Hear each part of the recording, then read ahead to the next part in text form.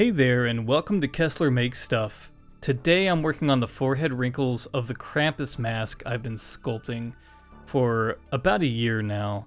I had previously sculpted some forehead detail that I wasn't super happy with, so the depth didn't seem right, and from looking at it at a distance, the detail kind of gets lost. So today I will be working with some triangle tools, some round tipped tools, a pointed tool, and a small chip brush that I cut the tip off of so that I could have a stiffer brush that I use to smooth out the sculpture using some 99% isopropyl alcohol. So you'll be seeing me do this a lot. I'm not sure other people do this, but this is a technique that I use a lot. I'll be lining up where I'd like the wrinkles to be while using the existing wrinkles I had made and then rounding those off to make them look a little bit more realistic. So you can see here's the chip brush that I'm using. Using some firm pressure, I'm kind of sculpting with it as well. And I'm using this foam brush to kind of soak up the rest of the alcohol that I don't want to be there.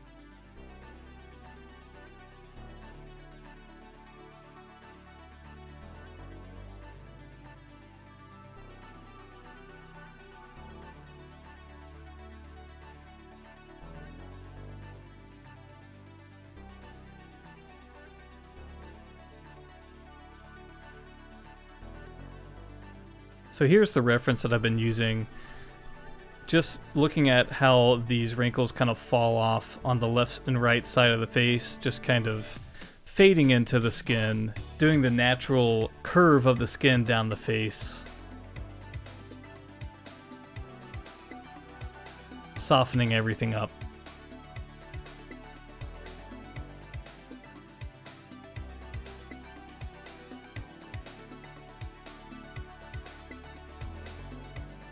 And here I'm also using a heat gun. I use that to kind of get rid of all of the residual alcohol from the sculpt, and it makes it a little bit smoother.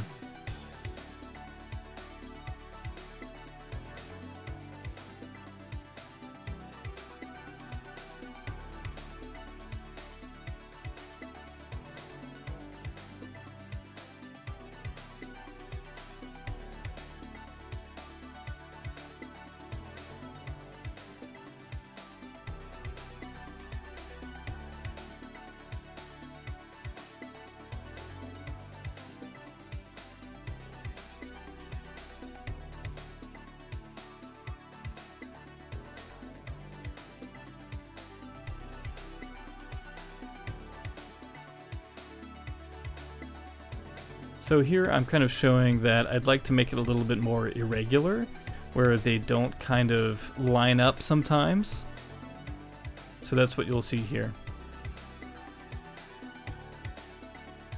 Just because the skin is never going to be perfect, so I wanted to add some more imperfections.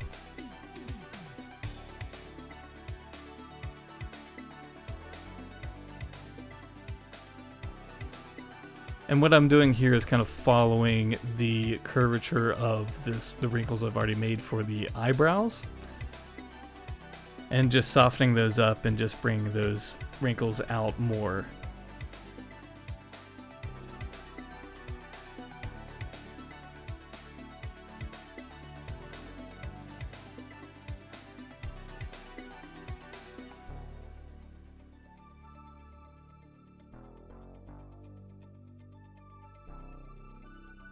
Here I'm taking my heat gun and I'm really softening up the clay just so that I can take this rake tool that I've made and make some fine wrinkles into the sculpt here. And when you do this on top of some cling wrap, it makes it a little bit more soft and it doesn't make it as harsh.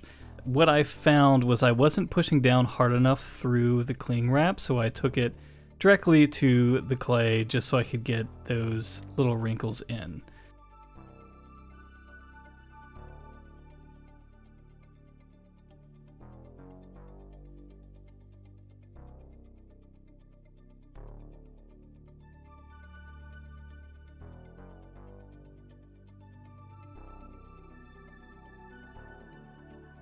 And what I'm doing here is taking a reticulated sponge and I am taking it and pushing it over the really soft clay just to give it some really quick detail.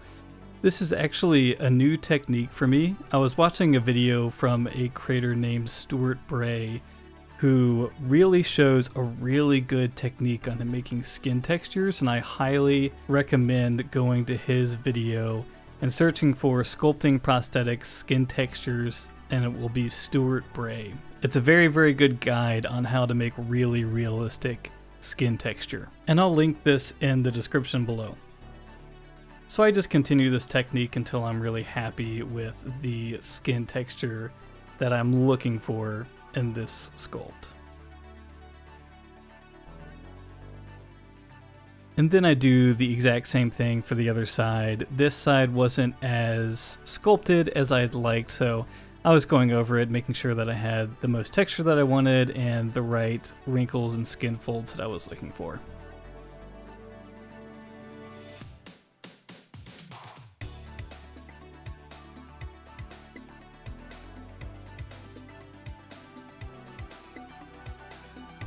And I'm not going really over the top with this. With this sculpt, there is going to be a lot of hair that's covering most of this mask. So I'm putting in the detail because I like to show off the detail that I can do for the sculpt, but eventually there will be a hood, there will be hair, there will be all sorts of things kind of covering this face. So I'm not really overdoing the skin texture here.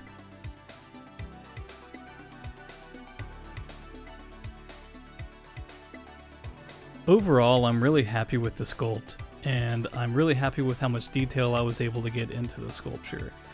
Off camera, I'm going to do the final detail so that I'm 100% sure that I'm ready to do the mold making for the mask. Thanks for watching. In the next video, I will show the final sculpt as well as the process of making the mold for the mask.